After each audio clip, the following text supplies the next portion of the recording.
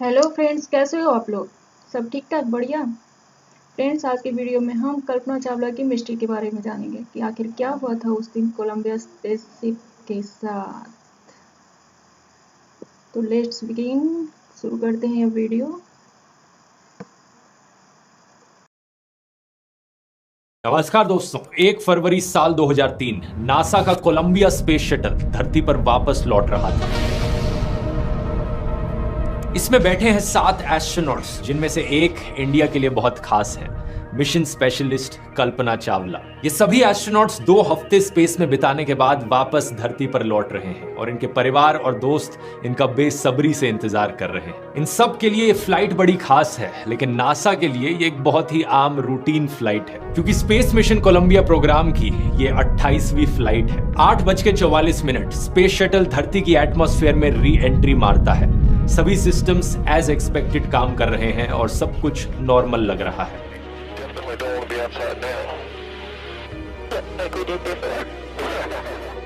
धरती पर space centre में मौजूद है कैप्सूल कम्युनिकेटर कैपकॉम चार्ली होबॉक। ये वो इंसान है जो स्पेस शटल के साथ कम्युनिकेट कर रहे हैं। कुछ ही मिनटों बाद चार्ली होबॉक स्पेस शटल में बैठे एस्ट्रोनॉट्स के साथ टायर प्रेशर की रीडिंग्स को लेकर बात करते हैं। And Columbia, Houston, we see your tire pressure messages and we did not copy your last. Instrumentation, Mac. दूसरी तरफ से मिशन कमांडर रिक हस्बैंड अपना जवाब दे रहे थे कि अचानक से लाइन कट हो जाती है। उनकी तरफ से सिर्फ एक शब्द सुनाई देता है, रॉजर, और उनका जवाब अधूरा रह जाता है। चार्ली होबॉक दोबारा से कम्युनिकेशन बनाने की कोशिश करते हैं, लेकिन दूसरी तरफ से कोई जवाब नहीं। 10 मिनट बीत जाते हैं, कोशिश जारी है, लेकिन दूसरी तरफ से अभी भी कोई जवाब नहीं। Columbia, Houston, UHF, com check. Space centre में मौजूद नासा की ये टीम इस बात से अनजान है कि कोलंबिया स्पेस शटल में एक धमाका हो गया है। कुछ ही मिनटों बाद केनेडी स्पेस सेंटर पर एक कॉल आती है। जरा टीवी ऑन करके न्यूज चलाओ। न्यूज में कुछ ऐसे दृश्य दिख रहे थे। They've lost contact. We can only hope that what we're seeing is not the worst. Anybody knew what just blew up going across Nacogdoches? I saw a fireball. I looked up and it was in 15 pieces. जमीन पर मौजूद कुछ लोगों ने आसमान की तरफ देखा तो उन्हें यह दिखाई दे रहा था मानो एक कॉमेट सा गिर रहा हो। चमकीली सी रोशनी ये 2 टुकड़ों में टूट जाता है और फिर और टुकड़ों में बिखरने लगता है। इस चमकीली सी रोशनी के बिखरे हुए हिस्से धरती की तरफ गिर रहे हैं। 9:12 टेक्सास स्टेट में स्पेसशिप के टुकड़े आसमान से गिरने लगते हैं। नासा को अब तक एहसास हो गया था कि यहाँ एक बेहद खतरनाक हादसा हुआ है। कुछ घंटों बाद प्रेसिडेंट जॉर्ज बुश देश को एड्रेस करते हैं। My fellow Americans, this day has brought terrible news and great sadness to our country. The Columbia is lost. There are no survivors. सातों के सातों एस्ट्रोनॉट्स मारे जाते हैं और इनमें से एक थी 40 साल की Indian born American Kalpana Chawla, एक ऐसी महिला जिनकी दास्तां पूरे देश के लिए इंस्पिरेशन बन गई। आइए जानते हैं इनकी पूरी कहानी आज के इस वीडियो में।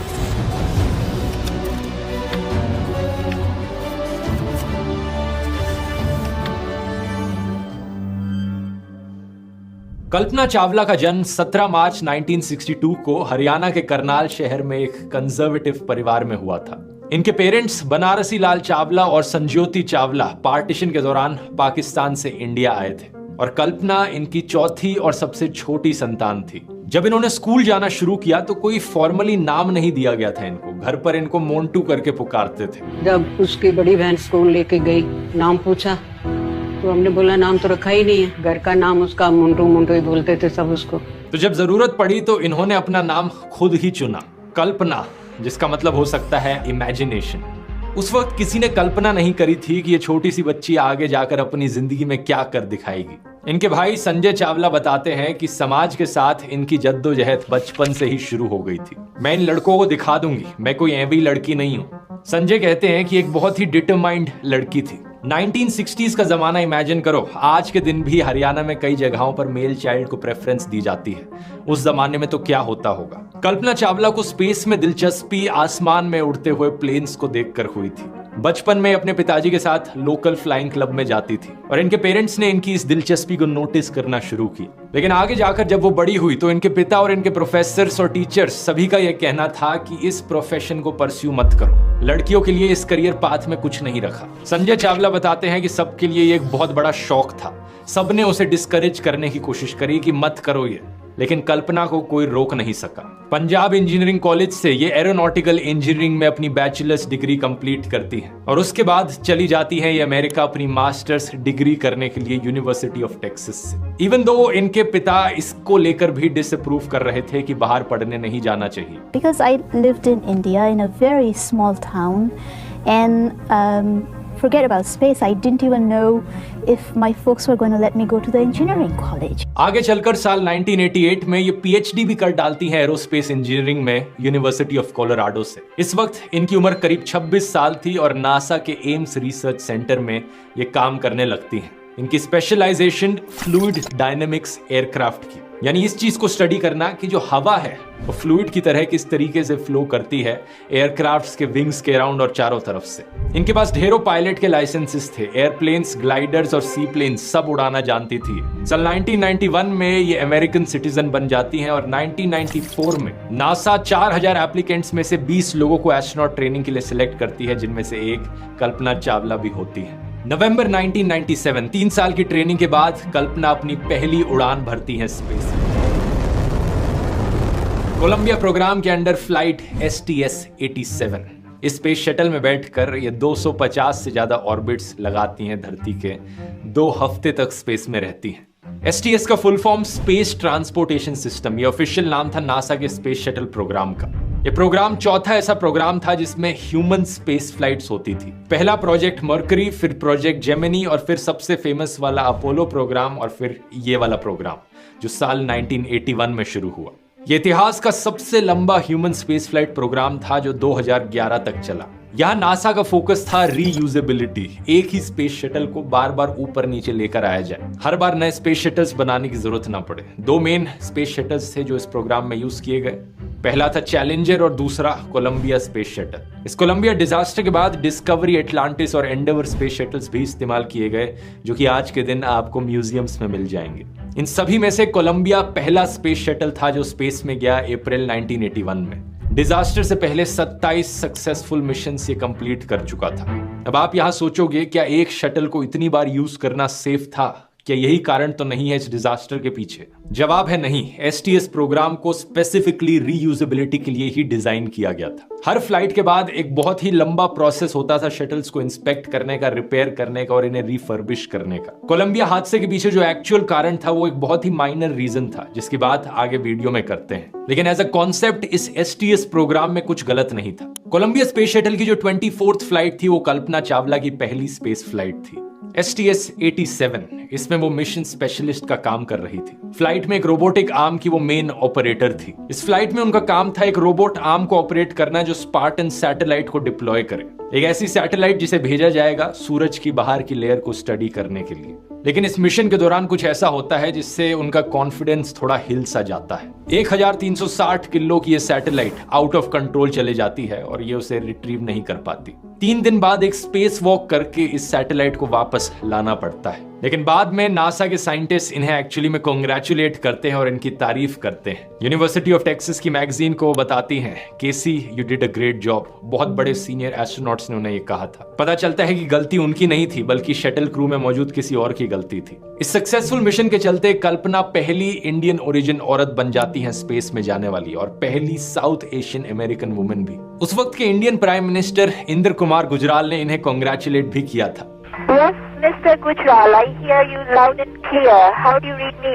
Kalpana, we are proud of you, each one of us who has done such a pioneering work. Thank you, sir. Thank you very much. और कल्पना खुद कैसा फील कर रही थी पहली बार स्पेस में जाकर, उनका कुछ ऐसा कहना था। जब आप आसमान की तरफ देखते हो, तारों और गैलेक्सीज की ओर, आपको ऐसा महसूस होता है कि आप किसी छोटे से जमीन के टुकड़े के हिस्से नहीं हो, बल्कि पूरे सोलर सिस्टम, पूरे ब्रह्मांड का एक हिस्सा हो। मतलब किसी शहर, किसी देश या किसी कॉन्टिनेंट से पहले हम इंसान पूरी धरती और सौर मंडल को बिलोंग करते हैं। ये फ्लाइट 16 दिन तक चली थी और इसमें कई और साइंटिफिक एक्सपेरिमेंट्स भी करे गए, जैसे कि ये देखा गया कि माइक्रोग्रेविटी में प्लांट की रिप्रोडक्शन कैसे काम करती है। लेकिन इससे भी ज्यादा दिलचस्प वो एक्सपेरिमेंट्स थे जो इनकी दूसरी और आखिरी फ्लाइट में करे गए क्रैश से पहले। 16 जनवरी 2003 सुबह के 10:29 कोलंबिया स्पेस शटल आखिरी बार इस धरती से रवाना होता है।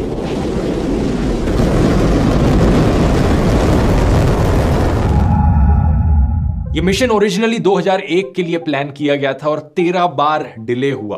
फाइनली 2003 में जाकर केनेडी स्पेस सेंटर से ये लॉन्च होता है। मिशन STS-107, इसमें टोटल में 7 एस्ट्रोनॉट्स थे जिन्हें लीड कर रहे थे कमांडर रिक हस्बैंड। एक पेलोड कमांडर थे माइकल एंडरसन और 3 मिशन स्पेशलिस्ट थे जिनमें से एक कल्पना चावला थी। पायलट थे विलियम मैककूल और इजराइल स्पेस एजेंसी से एक इलान रामोन भी थे जो पेलोड स्पेशलिस्ट थे। इन एस्ट्रोनॉट्स का मिशन था 24 घंटे नॉनस्टॉप एक्सपेरिमेंट्स करना। अब नॉनस्टॉप का मतलब ये नहीं कि बिना सोए, बल्कि शिफ्ट्स में काम करके ऑब्वियसली। 16 दिन तक जिस समय स्पेस में रहे, इन्होंने करीब 80 अलग अलग एक्सपेरिमेंट्स किए, लाइफ साइंसेज, मटेरियल साइंस और फ्लूइड फिजिक्स के। कल्पना चावला फोकस कर रही थी माइक्रोग्रेविटी पर कि कैसे स्पेस में कंबशन होती है, कैसे आग को सप्रेस किया जा सकता है, कैसे क्रिस्टल ग्रोथ होती है और इवन प्रोस्टेट कैंसर कैसे ग्रो करता है स्पेस में। ज्यादा डिटेल्स में ना जाते हुए ये चीज काफी दिलचस्प थी क्योंकि धरती पर मौजूद लेबोरेटरीज में जब सेल्स ग्रो करते हैं तो वो 2 डायमेंशनल मोनोलेयर्स में ग्रो करते हैं कल्चर डिशेस में, लेकिन स्पेस में सेल्स 3 डायमेंशंस में ग्रो करते हैं स्फीयरॉइड्स की शेप में। सिमिलर तरीके से हमारी बॉडीज में कैंसर के ट्यूमर्स भी बनते हैं, तो इससे ट्यूमर बिहेवियर को समझने में काफी मदद मिली। इस मिशन में स्पेस हैब नाम की एक कंपनी ने भी नासा के साथ कोलैबोरेट किया था, जिसकी मदद से दुनिया भर की यूनिवर्सिटीज, कंपनीज और सरकारी एजेंसीज स्पेस में अपनी रिसर्च कर सकती थी बिना खुद से स्पेस में जाए। मतलब उनके बिहाफ पे ये एस्ट्रोनॉट्स एक्सपेरिमेंट्स कर रहे थे। In fact Australia, China, Israel, Japan, USA जैसे देशों के 6 स्कूलों से बच्चों को लिया गया जो अपने एक्सपेरिमेंट्स करवाना चाह रहे थे इन एस्ट्रोनॉट्स से। Spiders, silk worms, organic crystals, मछलियां,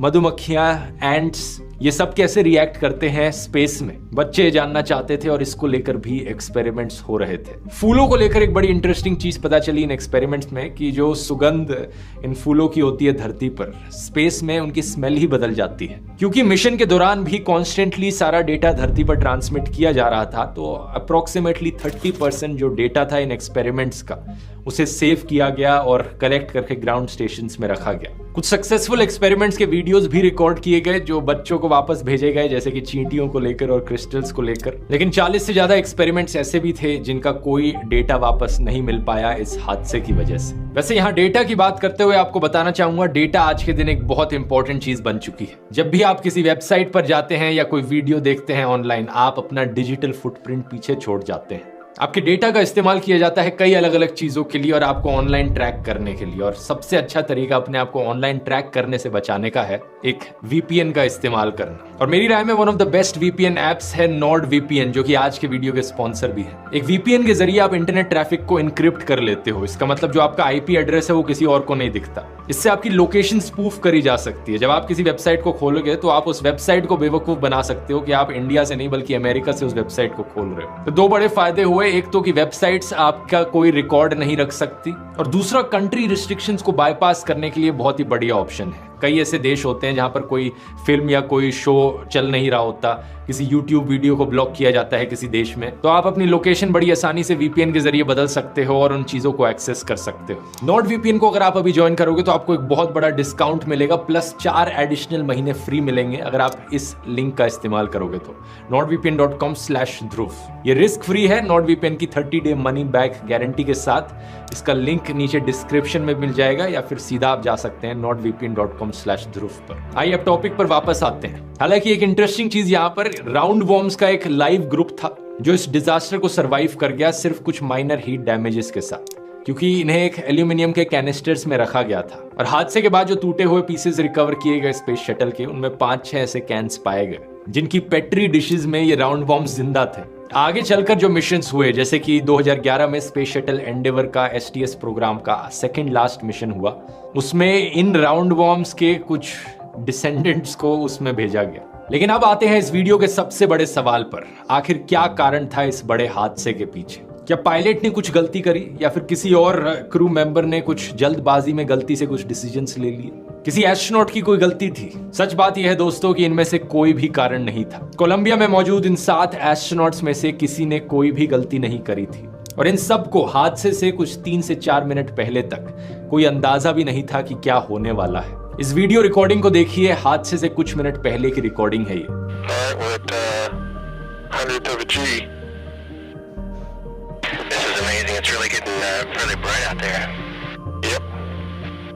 Definitely don't want to be outside now.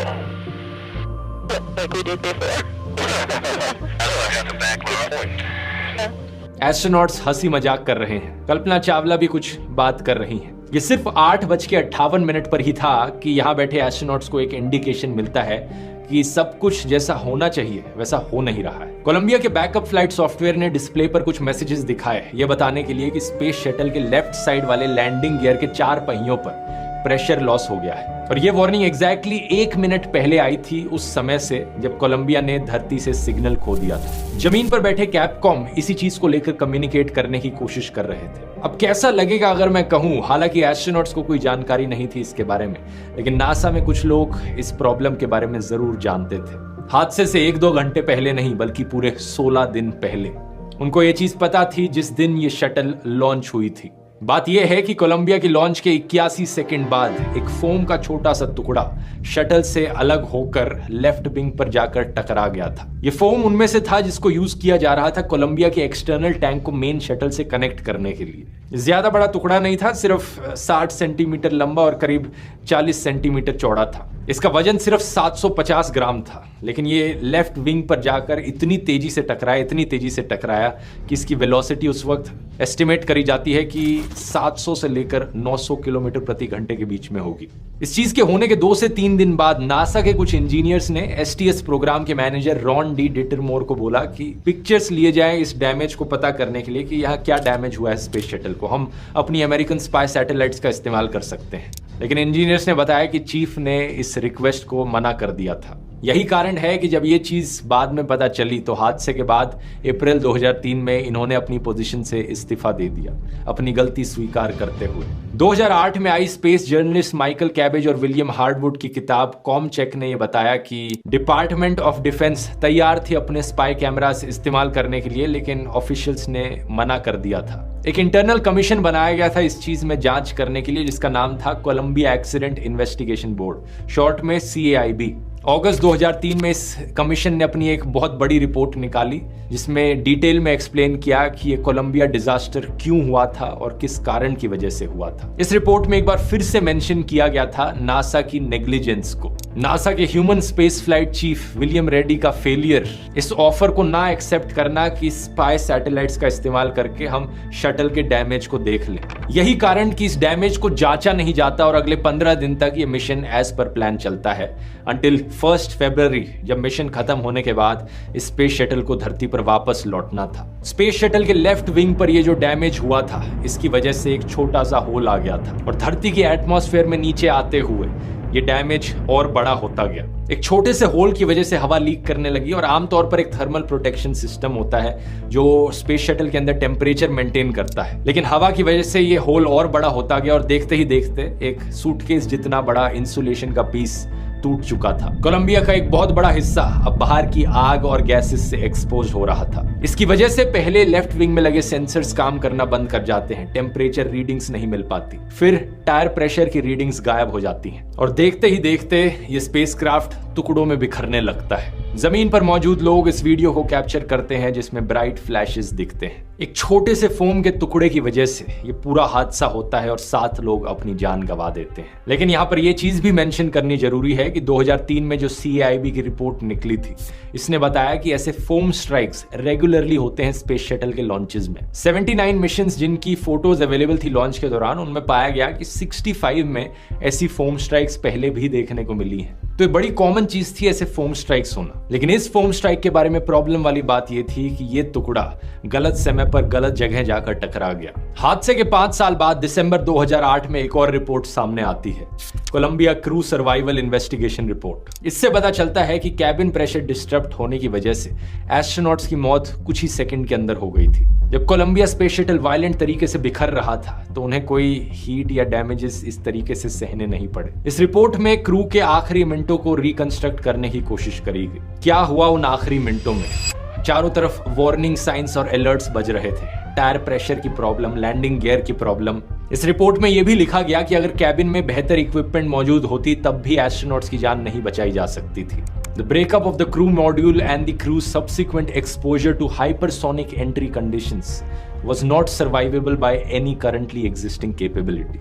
इस हादसे के बाद नासा ने स्पेस शटल प्रोग्राम को 2.5 साल के लिए रोक दिया और सबसे इंपॉर्टेंट चीज, फोम रैम का जो डिजाइन था वो भी बदला गया। अब इस तरीके से डिजाइन बदल के किया गया कि इस तरीके से हादसा दोबारा ना हो सके। और थैंकफुली आज के दिन 20 साल बाद भी ऐसा कोई हादसा दोबारा नहीं हुआ है। आगे स्पेस शटल प्रोग्राम को तब तक कंटिन्यू रखा गया जब तक इंटरनेशनल स्पेस स्टेशन बनकर तैयार नहीं हो गया। जुलाई 2011 में जब इसे फाइनली खत्म किया जाता है तब तक 135 मिशंस इस प्रोग्राम में किए जाते हैं और ये 30 साल पूरे कर लेता है। इन 30 सालों में टोटल में 14 एस्ट्रोनॉट्स अपनी जान गंवाते हैं अनफॉर्चुनेट एक्सीडेंट्स में, और इसी में से एक कल्पना चावला। इंडिया अपनी प्राइड को खो देता है, लेकिन कल्पना चावला का इम्पैक्ट लाखों लोगों की जिंदगी पर देखने को मिलता है, डायरेक्टली और इनडायरेक्टली। कल्पना इतनी पैशनेट थी साइंस एजुकेशन को लेकर कि वो चाहती थी कि इंडिया में हर लड़की को ऐसी एजुकेशन मिल सके। यही कारण कि उन्होंने नासा को कन्विंस किया कि उनका जो सेकेंडरी स्कूल था करनाल में, टैगोर बाल निकेतन सीनियर सेकेंडरी स्कूल, उसके स्टूडेंट्स हिस्सा ले सके नासा के समर स्पेस एक्सपीरियंस प्रोग्राम में। 1998 के बाद से हर साल ये स्कूल 2 लड़कियों को अमेरिका भेजता था, ह्यूस्टन में, for the foundation for international space education United space school. और कल्पना चावला इन लड़कियों को अपने घर भी बुलाती थी डिनर करने के लिए। नासा ने कल्पना चावला और बाकी क्रू मेंबर्स को काफी ट्रिब्यूट्स दिए हैं पिछले कुछ सालों में, जैसे कि मार्स पर जो लैंडिंग करी थी नासा ने, उस जगह को कोलंबिया मेमोरियल स्टेशन बुलाया गया। और मार्स और जुपिटर के बीच कई सारे एस्ट्रॉइड्स हैं जिनका नाम इन क्रू मेंबर्स के नाम पर रखा गया। यही कारण कि आज हमारे सोलर सिस्टम में कहीं दूर चक्कर लगा रहा है एक एस्ट्रॉइड जिसका नाम है 51826 कल्पना चावला। ये बहुत बहुत धन्यवाद। तो फ्रेंड्स, आई होप आप सभी को ये वीडियो देखकर क्लियर हो गया होगा कि आखिर क्या हुआ था उस दिन कोलंबिया स्पेस शटल शिप के साथ, और कैसे देखते ही देखते हमारी एक होनहार बेटी इस दुनिया में नहीं रह पाई। फ्रेंड्स, आपको ये वीडियो कैसी लगी मुझे कमेंट सेक्शन में ज़रूर बताइए। फ्रेंड, अगर आप न्यू व्यूअर हैं तो जल्दी से मेरे इस चैनल को लाइक शेयर सब्सक्राइब कर दीजिए। और फ्रेंड्स, आज के लिए इतना ही। चलिए मिलते हैं नेक्स्ट वीडियो में। Bye bye, see you in the next video.